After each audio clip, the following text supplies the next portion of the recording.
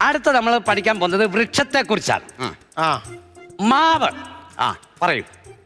മൈദ മാവ്, ഗോതമ്പ് മാവ്, ആട്ടമാവ്, ദോശമാവ്, റവ, അമൃതം പൊടി അതോടെ ചേർത്തോ. പിന്നെ മുറ്റത്ത് ഒരു മാവ് നിൽപ്പുണ്ട്, അതുകൂടെ പറഞ്ഞാലോ? അതുടനെ വിട്ടു. മാവെന്ന് പറഞ്ഞാൽ കിളിച്ചുണ്ടൻ മാവ്, കപ്പമാവ്, നാട്ടുമാവ്, അങ്ങനെ മനസ്സിലായല്ലോ. കേട്ട് എഴുതി വെക്കെ വായും തുറന്നിരിക്കാതെ നാളെ എന്നോട് ചോദിച്ചു കഴിഞ്ഞാൽ ഞാൻ പറഞ്ഞു തരത്തില്ല. കൊച്ചാട്ടാ പന.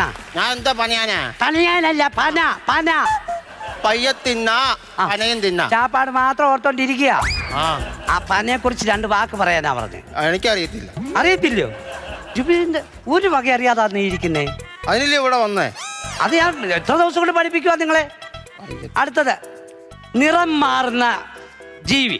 അത് ഞാൻ പറയാം. എന്റെ ഏളെ മരുമോള്